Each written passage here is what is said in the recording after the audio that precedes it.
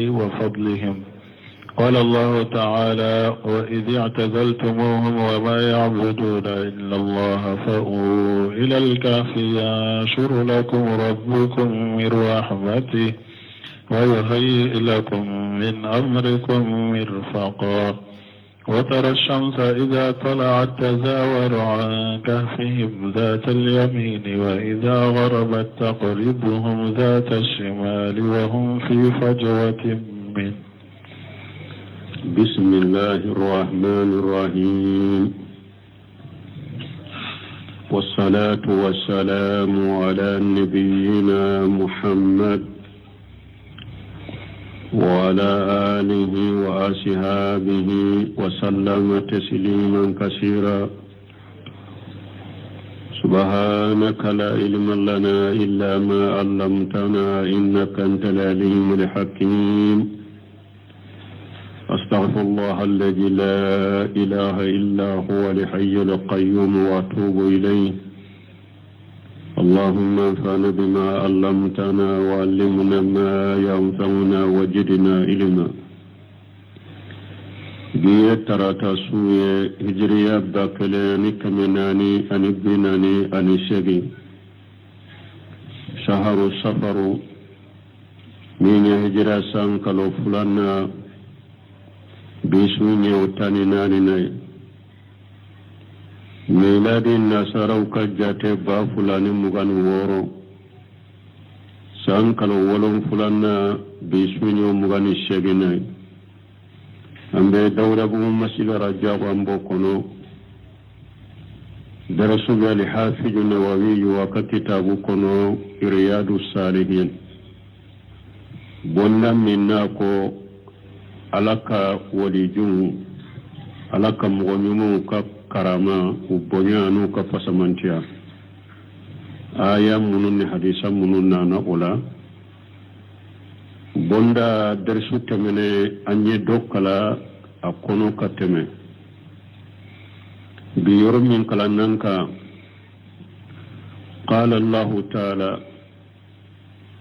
ala kwala min kurota lendo weje tazalitumuhum tumami ni fonanke uyu mabu ukamugoma wama yabuduna illa Allah anu tumbe femu fem bato uyu mabu abela ni alate fawu ila al-kaf ala kuma ayeta kado kunungo kono yansuru lakum rabbukum min rahmatihi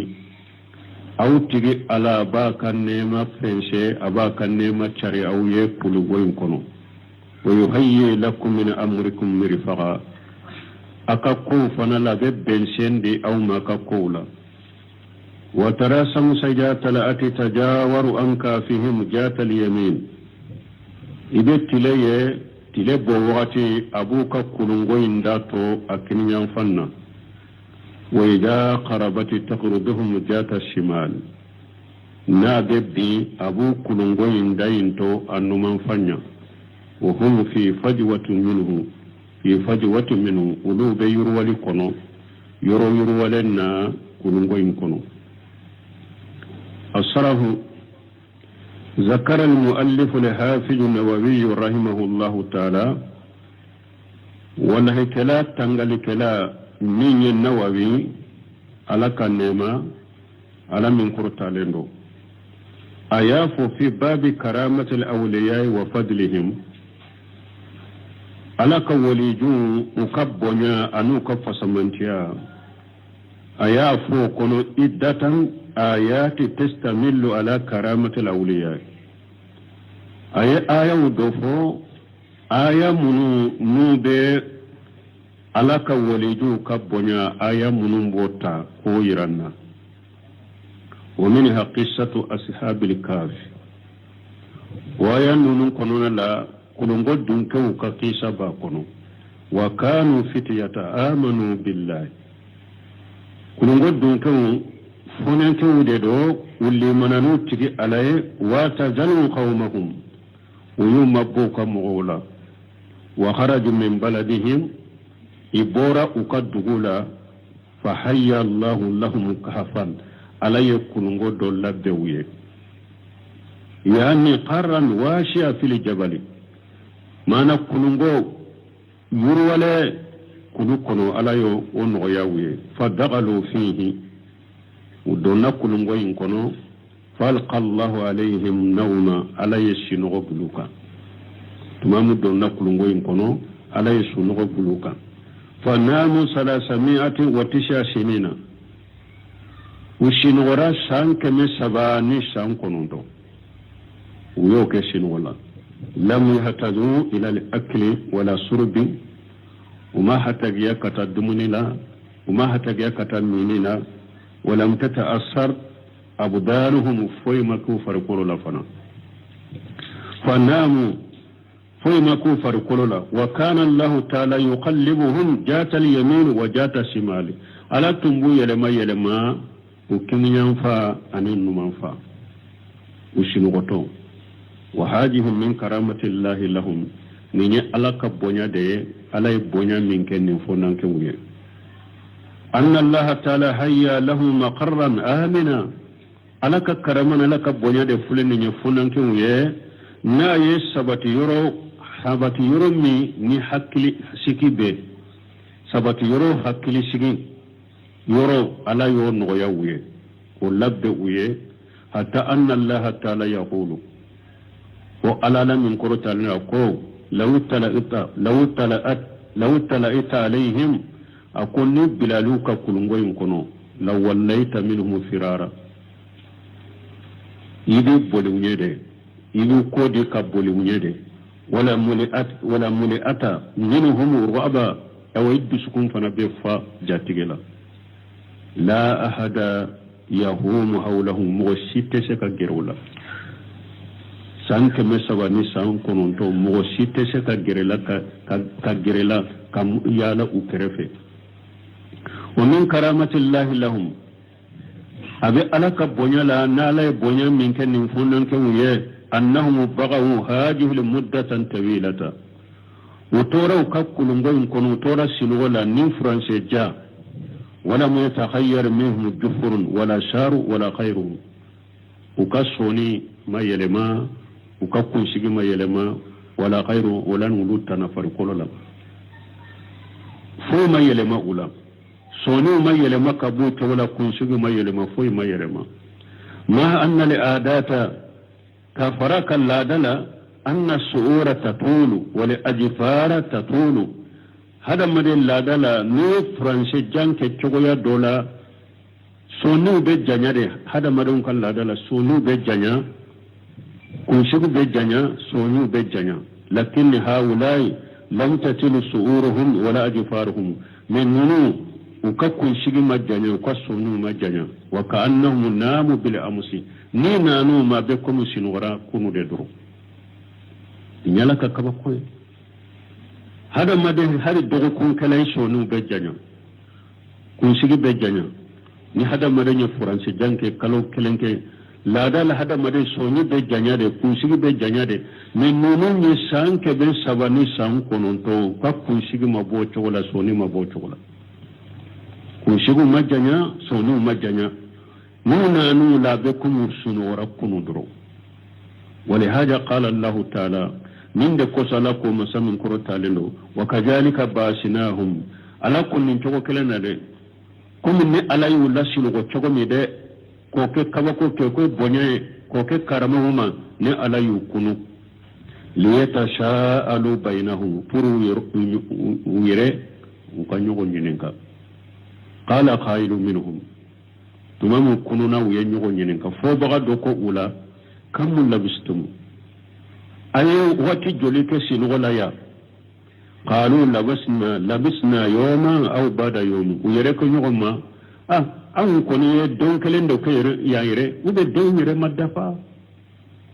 أني دون كلين دو كير وبدون يري مدفع ويريك كنوني وينين دفو نغني وإنما قالوا ذلك وينن فمنا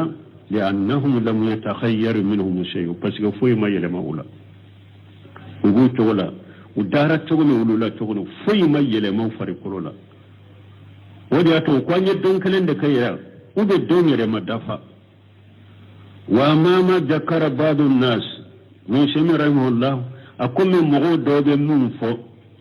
أنهم تالت جفارهم وسعورهم كو أصونو جنينا وكنشبو جنينا فهذا قطو أكون من قطوي مغمون دني فنو ننك تارغولا كو كنشبو جنينا وصونو جنينا ويقطوي لأنه لو كان كذلك فسكنا ياسر أتم كيرا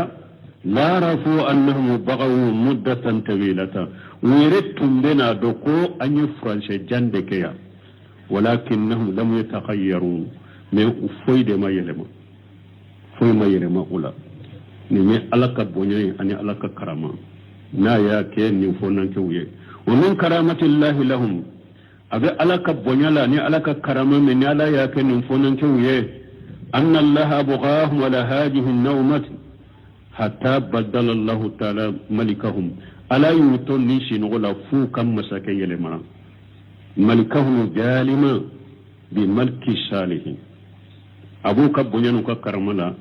ألا يوتون سنغوينا فوكا مساكي تنيالك لي أفل لك كم مساكي نمي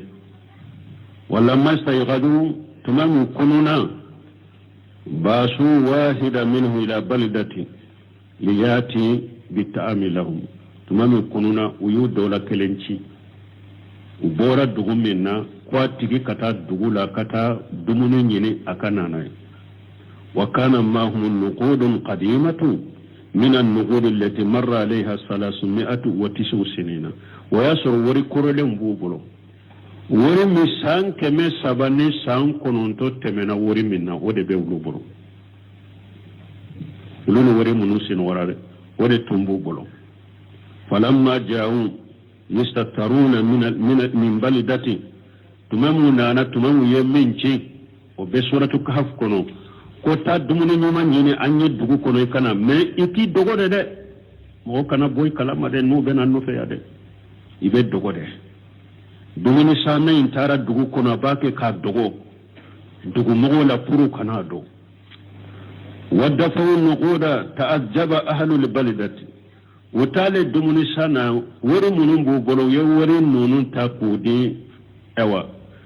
دموني فير لوما دوغو مغو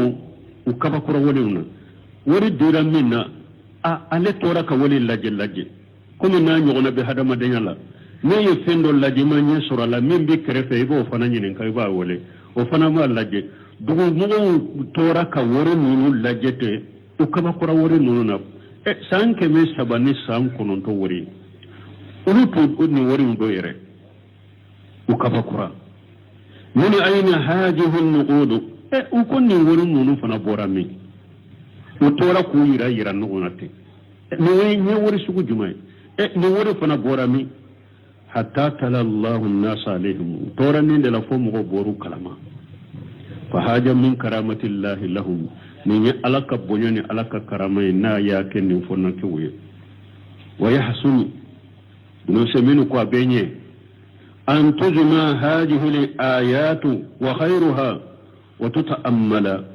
ما نبغى سمينك وكان نمو تنصر له من بين آية نونو فرانيونك فرمو كجات من نويه ويستخرج ما فيها من الكرامات دلت على قدرة الله عز وجل من مغتون سرلا من بين آية نونو فرانيونك على يبنيان منك من كما لوني بنيان منون بألك الشيبا يا إيرانا وعلى أنه تبارك وتعالى أكرم من خلقه أني كايرا كافو على يفرنا شريدي أكد جونكا أكد دانفونكا إذا تعبر الإنسان له نهد مدمني على بطو بما يرضي الله نفن على بجين مني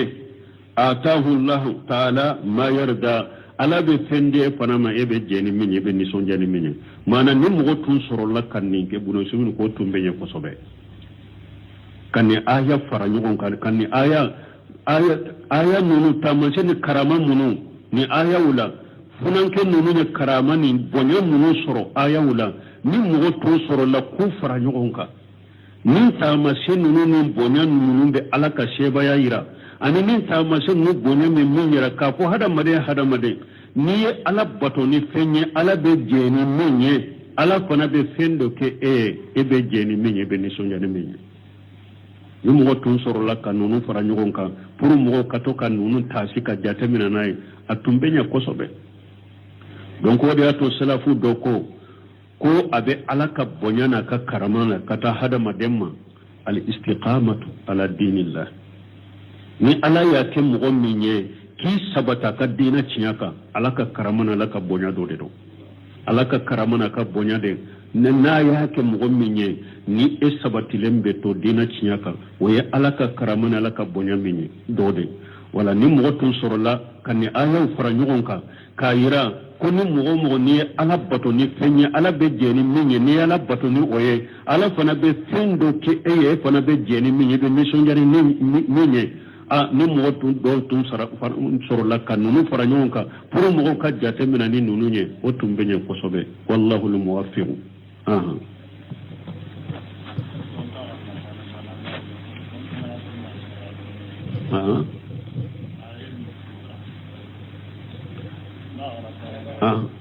an ga karana na sigindi fa akalu min hajimuna tempalona continue. وعن أبي محمد عبد الرحمن بن أبي بكر الصديق رضي الله عنهما أن أصحاب الصفة كانوا أناسا فقراء والنبي صلى الله عليه وسلم قال مرة من كان عنده طعام 2 فليذهب بثالث ومن كان عنده طعام 4 فليذهب ب5 بسادس أو كما قال وأن أبا بكر رضي الله عنه جاء ب3 وانطلق النبي صلى الله عليه وسلم ب10 وأن أبا بكر تعشى عند النبي صلى الله عليه وسلم ثم لبث حتى صلى العشاء ثم رجع فجاء بعدما مضى من الليل ما شاء الله قالت له امرأته ما حبسك عن أضيافك قال أو ما عشيتهم قالت أبوا حتى تجيء وقد عرضوا عليهم قال فذهبت أنا فاختبأت فقال يا غنثر فجدع وسب وقال كنوا لا هنيئا والله لا أطعمه أبدا قال ويم الله ما كنا نأخذ من لقمة إلا ربا من أسفلها أكثر منها حتى شبعوا وصارت أكثر مما كانت قبل ذلك فنظر إليها أبو بكر فقال لامرأته يا أخت بني فراس ما هذا قالت لا وقرة عيني لهي الآن أكثر منها قبل ذلك ب3 مرات فأكل منها أبو بكر وقال إنما ذلك من الشيطان يعني يمينه ثم أكل منها لقمة ثم حملها إلى النبي صلى الله عليه وسلم فأصبحت عنده وكان بيننا وبين قوم عهد فمضى الأجل فتفرقنا 12 رجلا مع كل رجل منهم أناس الله أعلم كم مع كل رجل فأكلوا منها أجمعون. إني حديثا من كجا كسبه حديثا أبو بكر الصديق على يبوني كرامة من كاي على كولي جودرو نبي نيوم كوفي على كولي جفولو تيرن كمانتولو يا بكر الصديق ده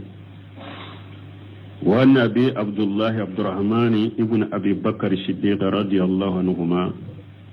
قد سمنا أبي محمد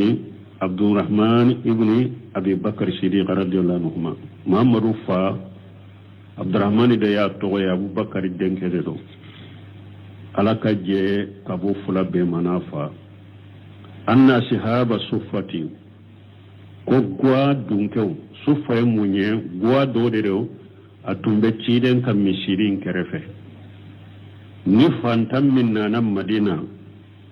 si yoroti boro jigi yoroti bolo fantam de beke o gwa koro mogo beta dumuni duma ye u be nafolo duma ye e fana be ke o gwade koro sani ka fen soro ka so soro u be sani ka yelema yoro soro fantaw de tumbe ke ashaba sufatu ba fo gwadum ke sufa ye gwade kanu unasa fuqara ningwa dunke mogo munun tumbe ke ningwa in koro misirin kerefe mogo do tundo fantaunde tundo wa anna an-nabiy sallallahu alaihi wasallam qala marrata cide dondola sendola ciden ko man kana indahu ta'amu isnaini falyajhab bi salis wa man kana indahu ta'amu arba'ati falyajhab bi qamis bi sadis sufa dunko fantam munun tumbe ningwa in koro wakatu dola ube doya wakatu dola ube chaya ni dunaw dode nana ujigina gwa in koro bo ciden ko shebawma ako mogomi na ya soro eye mogo fula dumuni de tobi ka sokono e ka kelenta nunu na fantan nunu na aka ke sabana ya kata dumuni ndu ni mogo fula dumuni be min bolo ika sokono eni kelen kata o kake awu sabana ko dumuni ndu ni mogo min ni mogo nani dumuni de be bolo ika sokono tani mogo duru nai kelen tawula akake mogo duru nai akake aga mogo duru nai akata dumuni ndu bisadis ni mogo min fana ni mogo duru dumuni bi bolo ka sokono tani woro nai aw kama qala ube komi cide nya fo chogomi wa anna abubakar radiyallahu anhu jaa bisalas min abdurrahman ibn abi bakari akwale fa abubakar sirri ni mogo sabade nana ale ka fonna siriya koso bakari tunye fonna siriye ale ye mogo sabade ta fantan nununa katanu kaso wa antalaqa nabiy sallallahu alaihi wasallam bi asrati cide yere tarani tanye aka sokoro mogota wa anna abubakari ta'asa inda nabiy sallallahu alaihi wasallam ado abubakari aleye sure fana do ciden fede parce que ale ton ta fe ka ciden fara nyonya wakati be ale tumbe ciden no fede wakati be ta fe ka ciden fara nyonya aya ka dunon bila kaso ayere tara ciden fe kata sure fana do ciden no fe ciden ka yorola summa labisa hatta sallal isha sure fana dunen ko fe ciden fe atora ciden fe fo kata safo salli parce que akacha ulo tumbu ka sure fana do sanu ka safo salli de nu ye sure fana do de ude be safo salli ima ye wode ato ciden ko na dola kelen ka dumuni sigira salli korotara iki ka haju boy ka dumuni la folo ulo tumbe dumuni kere ko fe be safo salli summa raja safo salli ko fe abubakar sagina kana kaso bada ma mada min al-layl ma sha Allah wa yasura la yallatiga min katamesula watamina qalat lahu umratuhu abubakar la kasokuna kam musoko ma habasaka an adiyafika akum munya emina ni mana ikaduna mufe munya emina ni mana ikaduna mufe qala abubakar ko أو ما أشيتهم يا لدنهم ما سورة فندوا يا لهم كسورة فندوا قالت أبو حتى تجيا أبو بكر مسوكا ما قول دونا ننم بناك دوغنك كفو إدي كنا دونا ننم فنكو كولو تي سورة فندوا كدوغنك كوكا جاتيكي توي نامنا فولو كجاتيكي كنا وكا دوغنك نغم فدي وما سور دوغنك فو كنا دي وقد أردوا عليهم أتكم الدمنو ما يرو لفنا ده ويقدمني يرو لفنا أياسر أبو بكر يقدمني كوتو أدينك عبد الرحمن ده بولو نبتا تشيدن في ندمني وقت شرا دونو قدمني بوكا دوما عبد الرحمن بن أبو بكر يوفن وكيفنا دمني وقت شرا أيو دمني تاكا يرو لك وقدمني دوما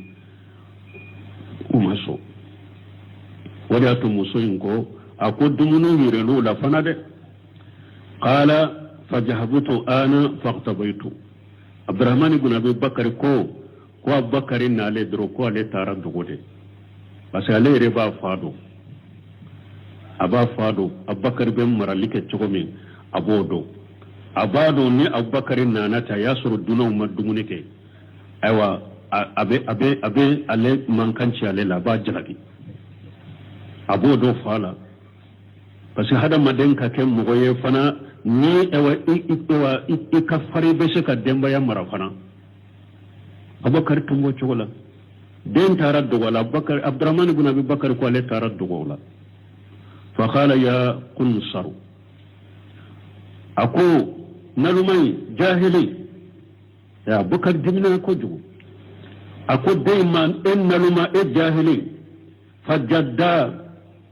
ay kuma jugu fa wa sabba ya nani fa jadda kore mu jadda ya qatawude mana ala ki tiro tige ala ki isen tige ala ki bolo tige jadda kore ninde ay kuma jugu fa wa sabba ya nani wa qala kulu la haniya ako dunon nunun fana ma ko dumuni ke no ya tawye bunu seminu ka kuma warela sahih bukhari taligula ako la haniya ako bisika Abubakar kamba yere dema ay dumuni ke no ya tenne bi parce que ne ka dunon nkan ni wati ke ma dumuni ke no ya tenne bi ko haniya yi abisika sage kata ayre dema ko parce que duwonu mane adabu te mugo ka ewa i duna i yere ka dunan dangate ko kuma in be sage kata Abubakar yere dema ako bisika ke fana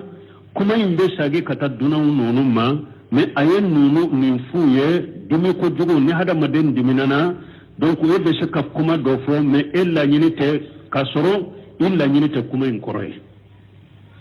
akon nin ko fula dola kala be saka kay la tempeti ko do ko aye dumuni ke ni no ya ayi wote be ya ke be la haniya de do hari bahajatun najirina tigi o ya ke de ko ayu danga me dimi de ya bilala no seminu ye fula de fo Bukhari talugo la be hamisi la yere bolo abe hamisi la jedro abe ako imma Abubakar kamba yere ma ay dumuni ke no ya tenne ay kuma sagi kata yere ma ako imma fana ayo ay kuma yin shi duna nunu ma me ya fo dimi wakati de قال فضيلة الشيخ صارح رحمه الله تعالى في التعليق على صحيح البخاري أي أنني لا أهنا بذلك معنى نتن نغيانيني لا أهنا بذلك نتن نغيانيني هذا هو جاهر أقول من ده كما جاهر كما بانغالي وليس مراده أن يدعو عليهم بعدم الحناي كل نينته Abubakar ku danganin nogoya baliyai لأن الدعاء على أديافه بعدم الحناء له مخالف لإكرام الضعيف ko pasike ke ka duna ka danga ko nogoya kana ke aye ko ni duna mbonya te nyugonta lakin ka annahu qala akun abikuna Abubakar ko la haniya bi nisbati li mana nogoya tennende akambe alaydema لأنكم تأقرتم فسك أو ترجل دمونيلا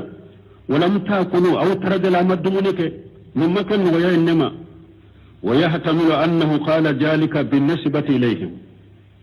أقوى بسك كيفنا أبو بكر إن كما ينفك كما يسوما لأنه ورد عليهم طعام فسك ويقدمون يرولا ولكنهم أبوا ما أبنا قدمونك فيكون هذا نا يسر أبو بكر يكما يسوما من بك سيسا من جملة الكلام الذي يقوله الإنسان في حال القدب دون قصر لمعناه donc abeke sisa na ya sura yakuma nyesu ndude ma Abubakar yen kuma fo dimi wakati de dimi bala wakati ma yen kuma fo ka soro Allah nyini te kuma imana ni ayi kuma info ni dimi wakati de ma Allah nyini te kuma imana ye ako abeseka ko fana ye haniya imbeta nin ko fula de ka wallahi o ko fa Abubakar kalina akon kalani alai la atamuhu abadan akon ne te dumuni ndo abada قال وأيوم الله ما كنا نأخذ قال عبد الرحمن كو وأيوم لها أن أكون كنني علي ما كنا نأخذ من اللغمة إلا ربا من أسفلها أكثر منها حتى صبروا علي بنياد من أبو بكر تمام أبو بكر كودو كيرا أنا كاي ودنشي أنا دونونشي كم من يالا دمي أكلنا قوة الدمونيندو وكفي أبنا أبو بكر الشديغي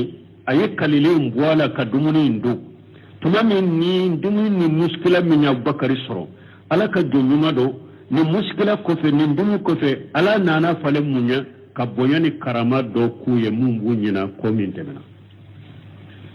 ala nana bonya ni karama do kuye mumbu nyina ko ina ko min temena o bonya munye tumami Abubakar uye dumuni ke nyogon fe Abdurrahman ibn Abubakar ko wallahi akunni we logomata o logomani fe logo be a nyogona de be fale ka fara dumuni ka logoma nu yata logoma nyogona de be fale ka fara dumuni ka logoma nyogona be fale dumuni koro ka fara dumuni ka hatta sabu fo ulu be fara wasarat aksara mimma kanat qabla zalika dumuni labuna sanu luka dumuni damina dumuni tumbella halaminna uluka dumuni ka fawlunu ka dunan be yasur dumuni ka cani folo itaye dumuni ka cana folo fa nazara ilayha Abu Bakar yalla jadi ke kata dumuni ma fa qala li imratihi ako aka ewa furumusoma ya ughta bani firas ako bani firasu don mbani mamuso ma haja ni tuko fana ye munye Abu Bakar kabora kuina aya furumuso nyininka kunni sugun ko sugu fana jumai qalat musun ko la wa qurrata ayni ako ne yere nye sumanani ninye ne yere nye sumanani dumuni nke chogo ne yere dumuni nke chogo ye ne yere nye suma la hiya alana aktharu minha qabla zalika bi salas marrati dumuni si salama akacha folo ye sinya saba dumuni si salama akacha folo ye sinya saba fa kala minha Abu Bakar tuma Abu Bakar ya do ala ya barka do dumuni na hera do na dumuni na Abu Bakar ya dumuni do wa qala inna ma kana zalika min ash-shaytan ako min kera o bora shaytanin refe ya anni yaminahu Abu Bakar shiri ko ala ya kalilin minke ko wallahi ko ala ta dumuni do abada ko o bora shaytanin refe tuma ma yayi ala ya bonya ni karaman min kala dumi min tumbala atunye kalilin min kanyina na beko akonye kalilin min ko bora shaytanin refe summa akala minha luqmata o kofe ayen lugma kelenta dumunina summa hamalaha ila an-nabi sallallahu alaihi wasallam o kofe ayen dumunin takata ciden fe fasbahat indahu adugu jera ciden fe ani dumuni dugu jela ni dumuni fana tara ciden fe adugu jera ciden fe wa kana bainana wa baina qaumi ahadu Abdurrahman ibn Abi Bakr kwa yasuru mushrikin nunu lahidu le tumbe anni nyugonche an kanu kele ku kanan kele fa madali ajalu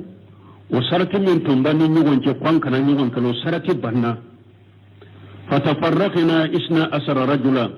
an farafara ka ke mugota ani fula ma kullu rajul minhum unasu mana nin kuma lanyine munye fulu kan nin kuma lanyine ibe sarahu bawdeta mana tumami lahiru tumbuni mushriku ce nyugon kele tuntun nyugon ce lahiru banne jama silama munun tumbe mushriku ce silama la fule munun tumbe mushriku ce tumami lahiru banna silama ni mushriku ce ewa kele baliya banna ni nyugon ce kele de sisa mo la fule munun tumbuni nyugon ce wuyen nindo tumami lahiru banna ni nyugon ce namma bon nunu ce ubenan kele donc groupe do farla nyugon ka kabo mushriku ce kana Madina ulun la le Madina sisa Madina kan ewa utilala kate mugo tani fula mugo kelen kele eye jama kulu do takati no fe kasoko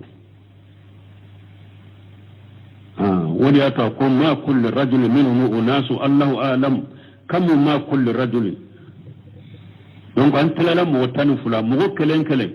mugo tani fula jama kulu munun nana ulu ka jama mugo tila kake komi nyema tani fula ونيما تاني فلان نيما كلين كلي جمع من تنبو النوفي على جبوتو مي أبو درمان بن أبو بكر كو أولون نونون تارو وكسوكونو فأكلوا منها أجمعون أو أبي دمونيك دمونين كونو دمونيك لي أبي دمونيك كونو وفي رواية فحلف أبو بكر لا يطعمه فحلفت المرأة لا تطعمه فحلف الضيف أو الأضياف لا يطعمه أو لا يطعموه حتى يطعمه فقال أبو بكر هذه من الشيطان فدعا بالطعام فأكل وأكلوا فجعلوا لا يرفعون لقمة إلا ربت من أسفلها أكثر منها فقال يا أخت بني فراس ما هذا فقالت وقرة عيني إنها الآن لأكثر منها قبل أن نأكل فأكلوا وبعث بها إلى النبي صلى الله عليه وسلم فذكر أنه أكل منها. وفي الرواية أنا حديثنا تقول فحلف أبو بكر لا يتأمه أبو بكر كلنا تماما أنا ياسر الدنو مدمونيك أبو بكر كلنا قوالة الدمونين دو وحلفت المرأة لا تتأمه أبو بكر مصوفنا كلنا قوالة الدمونين دو فحلف الضيف دونين فنكلنا أول أدياف ube dunawun kalila Allah ya ta'amahu ni dunawun kera ce kele da kalila ko ale tadu aw an yi ta'amuhu ube ni dunawun kera jama de u fana kalila ko lute dumunindu hatta ya ta'amahu fol abubakar da ka adu folo fa qala abubakar hadihi min ash-shaytan wa abubakar kun nin kalili min fulani nin ne ya ke nin kalilin bora shaytane de fe fa da bi ta'ami fa akala wa akalu abubakar ko ka dumuni nati uye dumuni nati abubakar ya dumuni ke dunamu ya dumuni ke fajalu kera la yarfa'una luqmata illa arabati min asfaliha aksaru minha ukera nu ye luqmata o luqma ukurla fembe wa dumuni be fale o luqma nola min kacha luqma min tara faqala ya uqta bani firas abubakar ko akam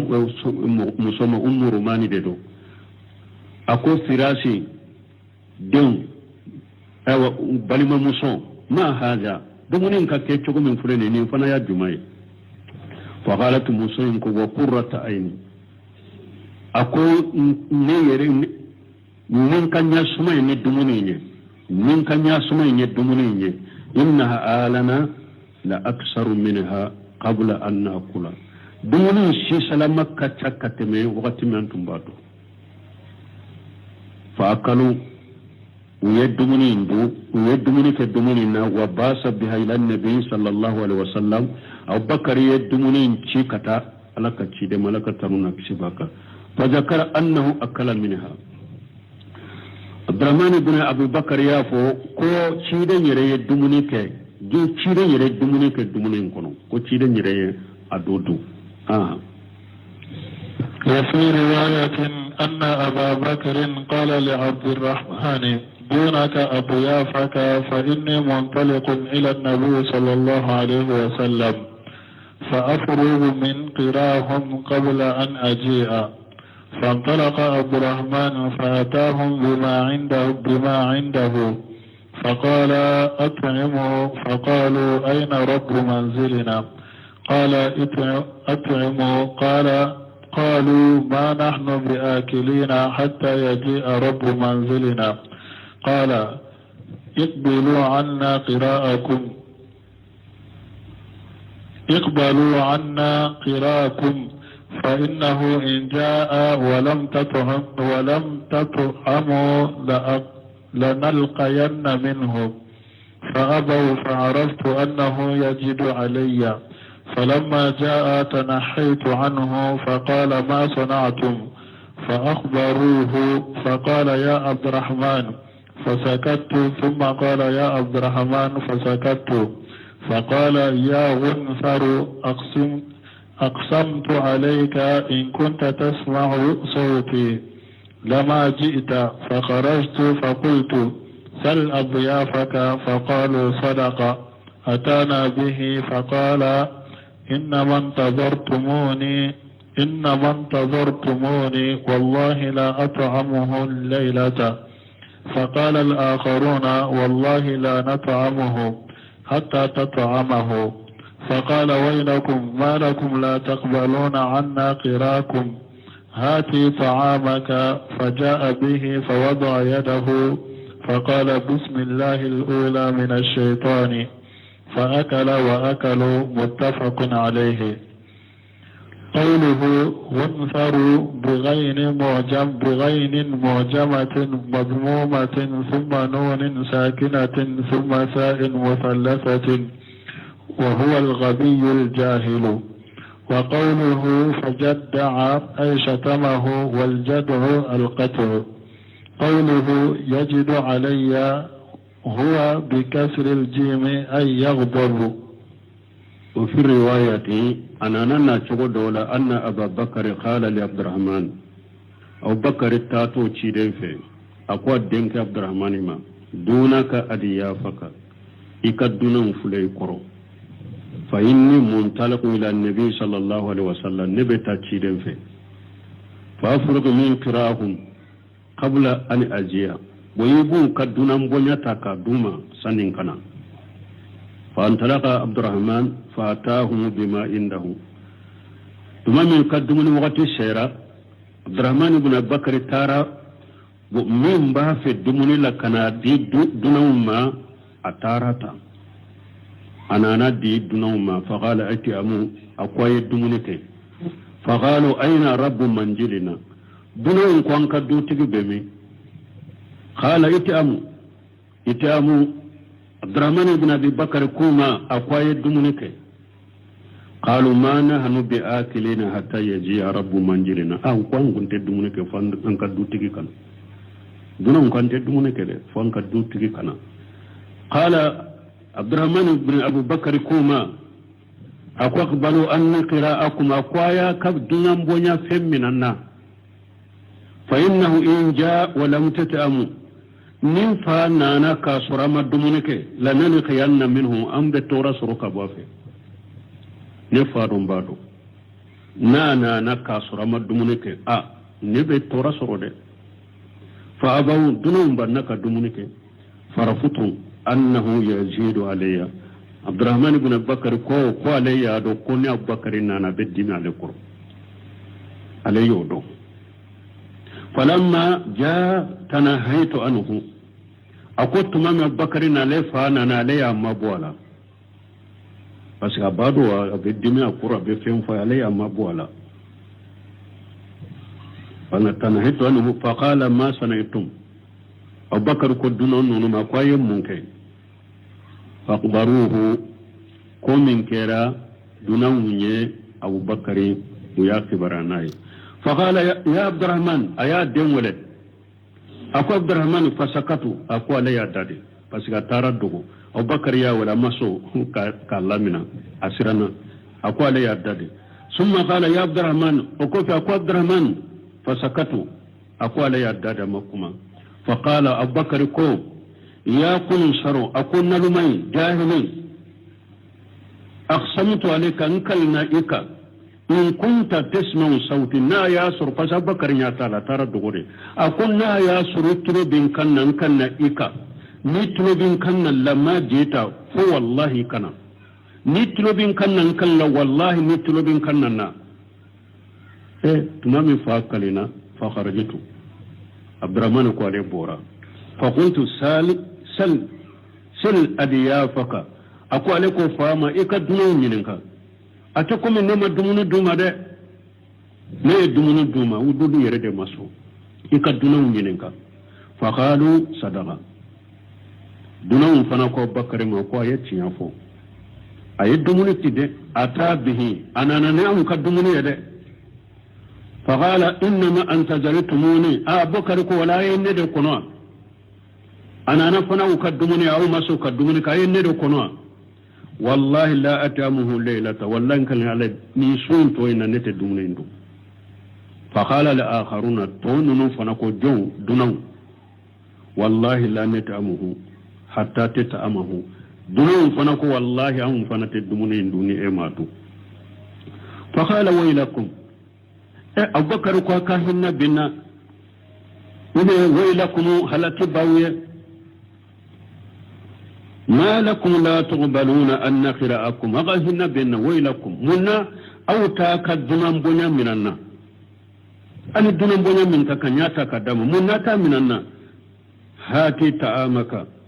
فجابه أقول ديم عبد الرحمن ما كنا نكدمني عبد الرحمن ندمني فودا يده فقال بسم الله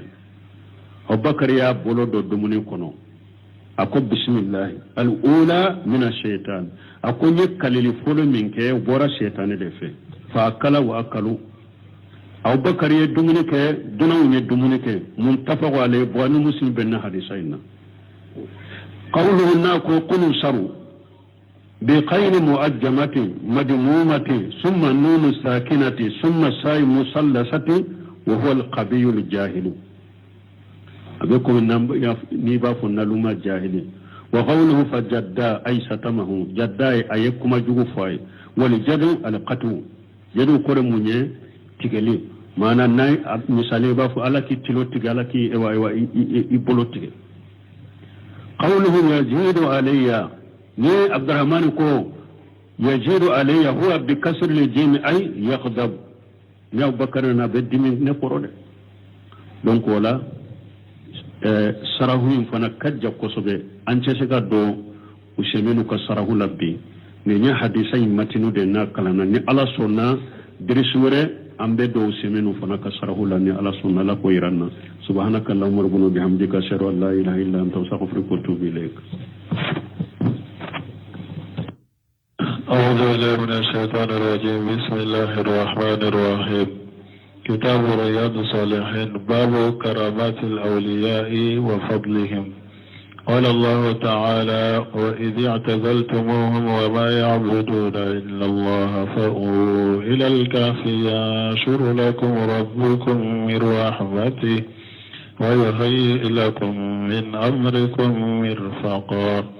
وترى الشمس إذا طلعت تزاور عن كهفهم ذات اليمين وإذا غربت تقرضهم ذات الشمال وهم في فجوة منه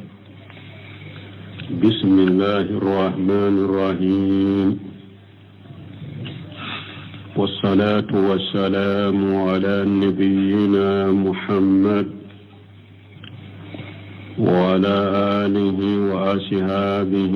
وسلم تسليما كثيرا سبحانك لا علم لنا إلا ما علمتنا إنك أنت العليم الحكيم أستغفر الله الذي لا إله إلا هو الحي القيوم وأتوب إليه اللهم انفعنا بما علمتنا وعلمنا ما ينفعنا وجدنا علما بيه تراتا سوية هجرية باكلاني كمناني أنبناني أنشغي شهر السفر من هجرة سانكالو فلانا بسمي وتاني ناني ناي ميلادي النصارى وكجاتي بافلاني مغان وورو سانكالو ولون فلانا بسمي ومغان الشغناي أمبي دورة بمسيل رجاق أمبو كنو درسوا بالحافظ النووي وكتاب كنو رياض الصالحين بنا مناكو alaka walijun alaka mgonyumu ka karama ubonyanu ka fasamantia aya munun ni hadisa munun na ola bonda dersu temene anye dokala akono ka teme biyoro min kala nanka qala allah ta'ala ala kwala min kurota lendo waye tazalitumuhum tumami ni fonanke uyu mabu ukamugoma wama yabuduna illa Allah anu tumbe fengo fen bato yu mabwa bela ni alate fawu ila alkaf ala kuma ayeta kado kunungo kono yansuru lakum rabbukum min rahmatihi aw tigi ala ba kan nema fense aba kan nema chari aw ye pulugoyin kono wa yuhayyi lakum min amrikum mirfaqa akakku fana la be bensendi aw makakula wa tara samsa jata ati tajawaru anka fihim jata al-yamin ibe tile bo wakati abuka kulungoyin dato akiniyan fanna wa idha qarabati taqruduhum jata al-shimal na bebbi abu kulungoyin dayinto annuman fanya wa hum fi fajwatin minhu ulu be yurwali kono yurwalen na kulungoyin kono الصرف ذكر المؤلف الحافظ النووي رحمه الله تعالى والهكلا تنقل كلا من النووي على كنما على من قرطالندو أياف في باب كرامة الأولياء وفضلهم على كوليجو مكبونا أنو كفصمنتيا أياف كنو إدة آيات تستمل على كرامة الأولياء آية ودفو آية منو بي على كوليجو كبنيا آية منو بوتا كويرنا ومنها قصة أصحاب الكهف وآية منو كنونا لا كنو دنكو كقيسة باكنو وكانوا فتية آمنوا بالله كنو دنكو fonente wude do wulli mananu tigi alaye watazanu qawmahum ويوم مبوكا مغولا وخرجوا من بلدهم إبورا أكدغولا فحيا الله لهم كهفا على يكون غدو لبويه يعني قرا واشيا في الجبل ما نكونغو يرولا كنو على يو ونغياوي فدخلوا فيه ودونا كنو ينكونو فالقى الله عليهم نوما على يشنغو بلوكا تمام دونا كنو ينكونو على يشنغو بلوكا فناموا 309 سنين وشنغورا سانك مسباني سانكونو ويوكي شنغولا لم يهتدوا إلى الأكل ولا شرب وما هتجيا كتدمننا وما هتجيا كتدمننا ولم تتأثر أبدانهم فيما كفر كل فنا فناموا فيما كفر كل